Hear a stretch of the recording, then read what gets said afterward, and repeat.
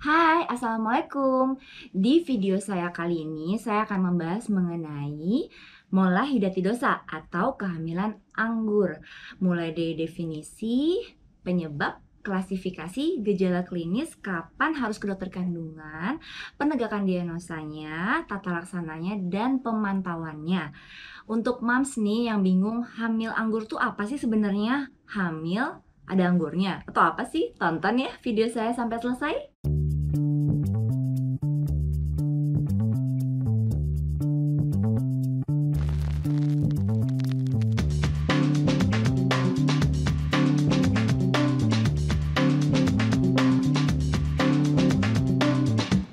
Definisi dari kehamilan anggur adalah kelainan pada kehamilan.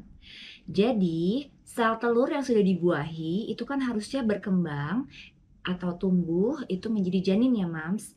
Kemudian nanti ada plasenta atau ari-ari. Nah, kalau pada kehamilan anggur itu, sel telur yang sudah dibuahi itu gagal untuk berkembang. Bahkan ada kegagalan juga dalam pembentukan plasentanya. Sehingga sel-sel abnormal tersebut itu akan menjadi kumpulan kista yang gambarannya seperti anggur. Jadi kayak kecil-kecil gitu, anggur banyak jumlahnya di dalam rahim kita.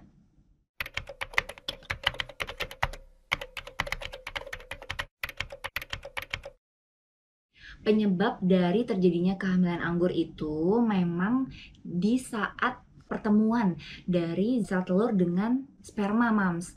Jadi mau ngebentuk zigot atau mau ngebentuk janin, dia pada saat pertemuan tersebut ada kegagalan, entah misalnya dari kromosom dari spermanya, paternal atau dari maternalnya. Lalu kemudian juga ada penyebab lain yaitu memang kegagalan dari pembentukan plasentanya.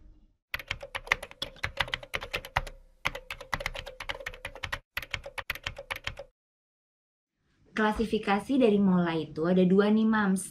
Ada yang komplit, ada yang parsial. Komplit hidated mole itu artinya memang tidak ada bagian janin sama sekali. Jadi murni semuanya ditemukan adalah gambaran-gambaran seperti anggur, buah anggur gitu ya, Mams. Tapi kalau misalnya yang parsial itu sebagian. Jadi sebenarnya sudah hampir berjalan tuh, mungkin janinnya sudah mulai kebentuk, tapi ternyata tidak bisa secara sempurna dilanjutkan perkembangannya, dan ditambah lagi biasanya gagal dalam pembentukan ari-arinya. Jadi kalau kita temukan pada yang parsial itu ada sebagian janinnya atau fetusnya, kita bilang ada sebagian yang memang plasentanya ada gitu. Tapi kalau yang komplit total semua isinya seperti gambaran anggur. Kalau Mams bisa bayangin lagi seperti mata-mata ikan, seperti telur ikan, Mams. Nah, itu mungkin supaya lebih mudah. Seperti gambaran telur-telur ikan gitu, Mams.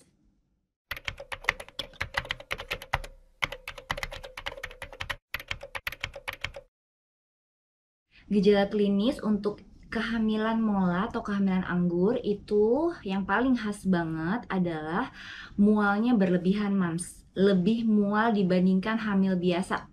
Jadi kalau hamil biasa biasanya cuma mual-mual di pagi hari atau di saat-saat tertentu atau mencium bau tertentu. Kalau pada mola itu mualnya bisa setiap saat. Jadi bener-bener mual banget, hiperemesis banget. Kemudian yang kedua ada perdarahan. Biasanya ada periode amenore, tidak menstruasi, pas dites positif, atau bisa saja juga negatif, namun tiba-tiba perdarahan. Nah, itu juga. Makanya ini masuk ke kriteria perdarahan dalam kehamilan muda kan kalau mola. Lalu yang ketiga adalah mams harus tahu tinggi rahim pada kehamilan mola itu lebih besar dibandingkan kehamilan normal ya, Mams.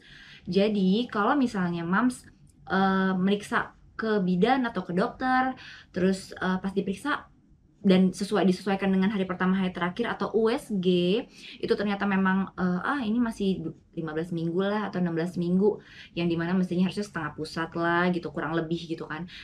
Ternyata pas di MAMS diperiksa ternyata sepusat. Nah, itu tuh bisa saja kehamilan mola loh, Mams. Di sini yang saya maksud dengan pusat adalah pusar ya, Mams.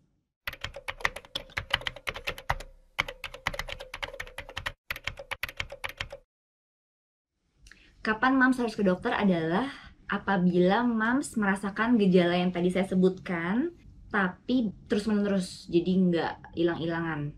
Pertama, Mams ada periode yang muntah atau mual terus-terusan sampai nggak bisa makan, sampai nggak bisa apapun. Lalu yang kedua, Mams merasakan adanya perdarahannya banyak nih. Kok saya tiba-tiba perdarahan ya dok? Itu juga harus ke dokter. Lalu kemudian saat diperiksakan ternyata tidak sesuai kehamilannya, usia kehamilannya. Yang harusnya misalnya masih di bawah pusar, tapi tiba-tiba ternyata di atas pusar jauh. Nah, pokoknya kalau ada tiga itu, Mams harus ke dokter.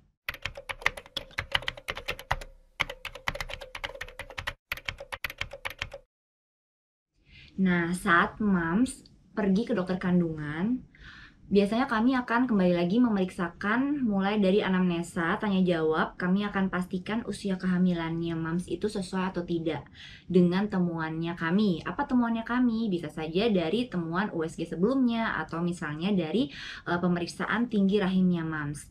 Lalu kemudian kami akan coba periksakan tanda vitalnya Mams.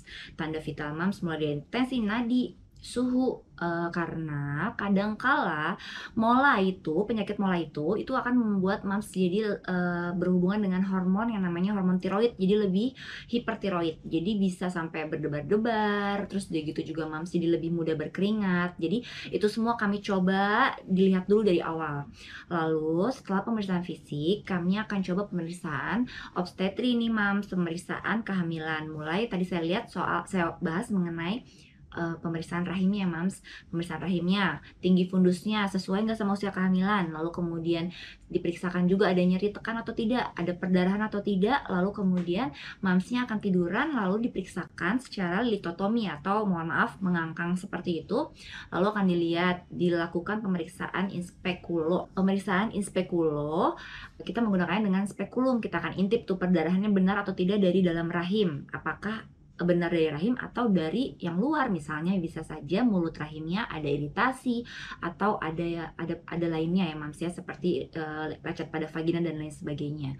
Kemudian kami akan lakukan pemeriksaan USG.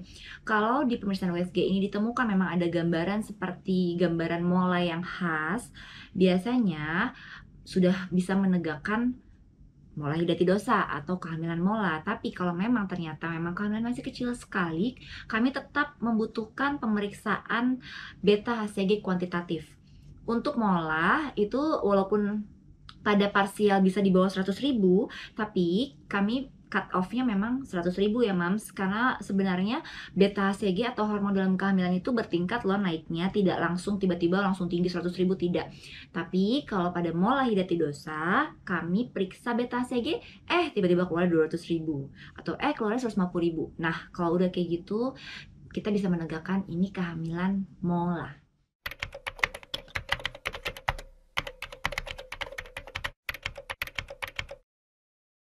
Tata laksana untuk kehamilan anggur itu pertama-tama kami akan mempersiapkan untuk dikuret. Kuretnya terbagi dua, ada dua nih Mams. Ada yang kuret dikerok dengan sendok atau ada kuret yang divakum atau disedot. Nah, biasanya pada mola atau kehamilan anggur itu pilihannya adalah suction atau yang disedot. Kenapa milih itu? Karena memang rahimnya itu lebih besar atau lebih lunak biasanya pada pasien-pasien yang hamil anggur. Lalu Mams, untuk kuret pada hamil anggur itu berbeda sekali dengan kuret pada hamil abortus atau kehamilan yang normal. Kalau misalnya kita mau persiapan kuret, itu banyak sekali yang harus dilakukan, mulai dari pemeriksaan darah, lalu kemudian pemeriksaan hormon, lalu kemudian ronsen paru. Kami harus coba pastikan tidak ada kemungkinan terjadi permasalahan saat dilakukan kuret.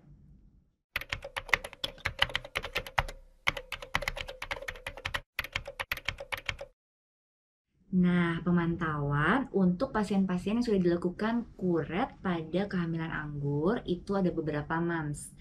Yang pertama, Mams harus diperiksakan beta HCG atau hormon dalam kehamilan tadi ya Mams, paling lambat 48 jam setelah dilakukan kuret. Untuk apa? Untuk membandingkan dengan beta HCG atau hormon kehamilan yang sebelumnya. Jadi kan tadi Mams pada saat lagi saya bahas mengenai menegakkan diagnostik, saya membahas mengenai beta HCG kan. Beta HCG itu hormon kehamilan yang sebenarnya pada kehamilan normal tidak tinggi-tinggi banget karena sesuai dengan usia kehamilan. Tapi pada mola bisa sampai di atas 100.000. Nah, pada saat selesai dikuret, hal pertama yang harus dilakukan adalah kembali memeriksakan beta HCG. Gitu ya Mams ya. Lalu kemudian beta HCG tersebut harus dievaluasi terus-menerus per minggu. Biasanya di hari pertama 7, 14, 21, lalu kemudian akan terus dievaluasi sampai akhirnya kadarnya bisa sampai 0 atau kurang dari 5 lah minimal. Jadi itu sangat penting sekali Mams, jangan bingung kalau misalnya Mams ada riwayat kehamilan anggur terus disuruh diperiksa berkala untuk beta HCG-nya. Memang betul, ada beberapa rumah sakit yang menanggung, ada dengan asuransi tentu saja, tapi ada yang tidak juga. Jadi memang harap maklum karena memang itulah prosedur pemantauan dari kehamilan anggur pasca kuret atau pasca pengangkatan atau penyedotan ya Mams.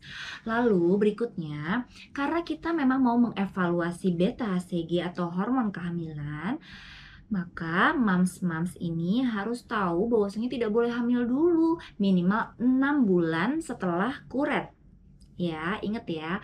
Ini banyak sekali yang bertanya, banyak sekali yang tidak memahami sehingga malah nggak lama-lama jadi lagi pemantauan beta HCG karena mungkin misalnya memang mahal atau bagaimana, tidak balik kontrol lagi, tiba-tiba hamil lagi. Nah, itu bahaya sekali. Kenapa? Karena kita kan justru lagi pengen pantau nih, kehamilan beta HCG sudah normal atau belum.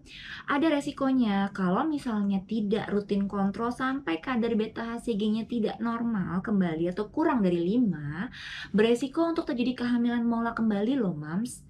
Jadi harus hati-hati sekali ya, Mams. Dan pastikan tidak hamil. Pilihan KB-nya, kami sangat sarankan sekali penggunaan kontrasepsi hormonal. Kita bisa gunakan pil KB. Jadi, Mams nggak boleh bingung lagi setelah kuret, minimal 6 bulan dan pemantauan beta HCG itu terus-menerus sampai kadar beta HCG di bawah 5. Dan Mams jangan lupa karena kuretnya dilakukan di rumah sakit, pastinya ya harus dilakukan di rumah sakit karena pada saat kuret jaringan yang keluar dari rahimnya Mams itu harus dikirimkan ke laboratorium. Kita sebutnya PA, patologi anatomi, untuk memastikan benar ini kehamilan mola atau tidak. Gitu ya Mams.